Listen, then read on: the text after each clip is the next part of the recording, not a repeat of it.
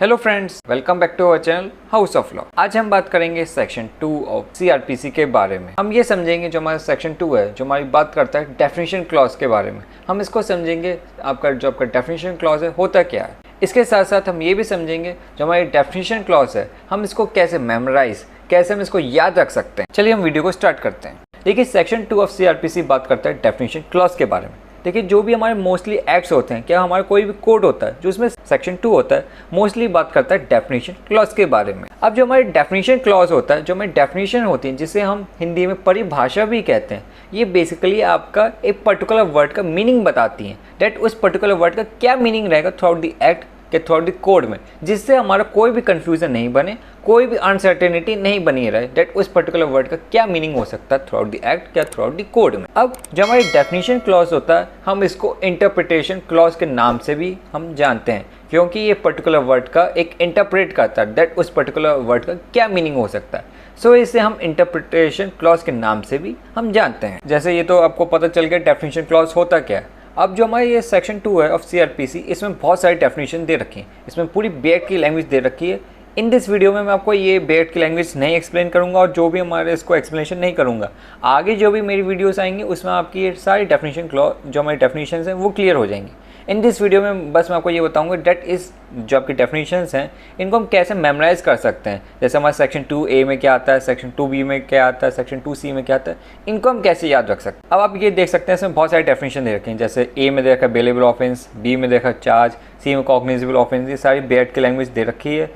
आप इसको देख भी सकते हैं अगर आपके पास बेट नहीं होता। देखिए मोस्टली लॉ स्टूडेंट्स के साथ एक प्रॉब्लम रहती है डेट, लॉ वालों के साथ ये दिक्कत रहती है डेट वो कैसे मेमोराइज करें, डेट कैसे हम याद रखें डेट 2A में क्या है, 2B में क्या है। जैसे 2A में बेलेबल ऑफेंस है, 2B में चार्ज है, 2C में कॉग्निजेबल ऑफेंस है। इसको हम कैसे याद रखें, ये बड़ी अच्छी बात कही आप। अब ये तो हो जाता है स्टूडेंट्स के साथ डेट हम ये तो याद कर लेंगे डेट A में बेलेबल ऑफेंस है। चलिए हम B में हम ये भी याद कर लें चार्ज है, क्या C में कॉग्निजेबल ऑफेंस है। बट पेपर लिखते समय यार चार्ज पहले था क्या कॉग्निजेबल ऑफेंस पहले था, इसका कंफ्यूजन है। क्या कंप्लेंट पहले था, क्योंकि C से स्टार्ट होता है।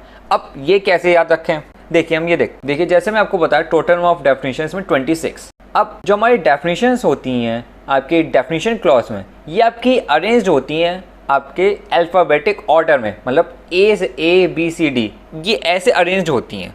ये नहीं है कोई भी डेफिनेशन पहले आ गई, कोई भी डेफिनेशन बाद में आ गई, ऐसा नहीं, एक अल्फ़ाबेटिक ऑर्डर में अरेंज्ड होती हैं। अब देखिए जो हमारी डेफिनेशन क्लॉज है इसमें हमारे A से कोई वर्ड ही नहीं मिला इसमें डेफिनेशन क्लॉज में। सो हमने A से कोई वर्ड रखा ही नहीं। A के बाद आता है B, तो हमने यहाँ रख दिया बेलेबल ऑफेंस और नॉन बेलेबल ऑफेंस। अब B के बाद आता है C, तो हमने रख दिया चार्ज। अब आप क्या चार्ज रख दिया। आप कहेंगे आप पहले हम कॉग्निजेबल ऑफेंस भी तो ऊपर रख सकते थे चार्ज से आपके बेलेबल ऑफेंस के बाद, क्या हम कंप्लेंट भी रख सकते थे बेलेबल ऑफेंस के बाद। अब हमने चार्ज ही ऐसे क्यों रखा है। देखिए अल्फ़ाबेटिक ऑर्डर में अगर आप ध्यान से देखें पहले बेलेबल ऑफेंस हो गया, उसके बाद चार्ज दे रखा है, ठीक है। अब अल्फ़ाबेटिक ऑर्डर के हिसाब से देखें C के बाद जो आपका चार्ज है उसमें C के बाद दे रखा है H, और यहाँ पर कॉग्निजेबल में C के बाद दे रखा है O।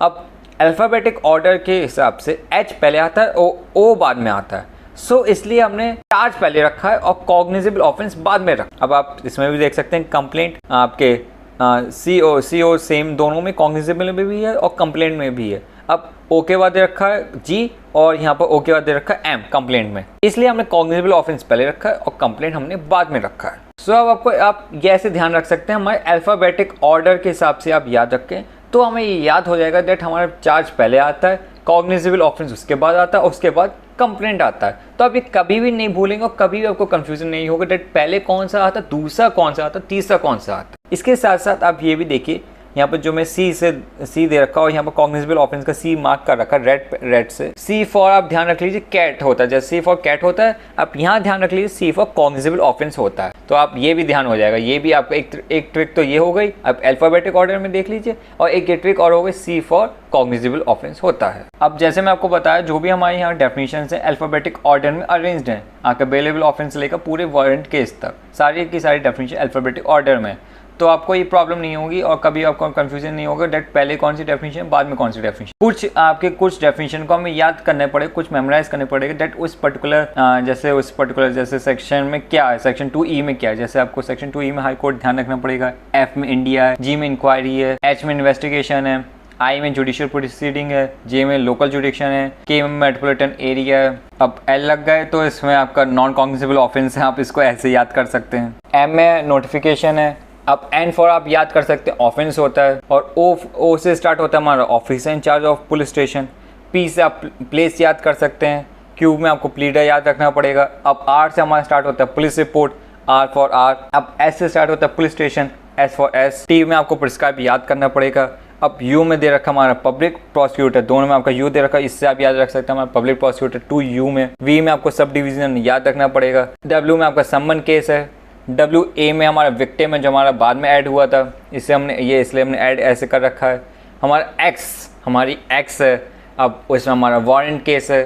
अब क्या होता है जो हमारी लास्ट की डेफिनेशन होती है, क्या हमें स्टार्टिंग की डेफिनेशन होती हैं वो तो हम मेमोराइज कर लेते हैं, डेट हमारे इस वाले क्लॉज में ये है, उस क्लॉज में ये है, लास्ट में भी हम याद कर लेते हैं और स्टार्टिंग के भी हम याद कर लेते हैं। प्रॉब्लम ये रहती है डेट हमारे जो बीच के आपके ये हैं, बीच के हमारे क्लॉजेस हैं, जैसे हमारे हाई कोर्ट है, क्या हमारे सब डिवीज़न तक है, ये हम कैसे याद करेंगे।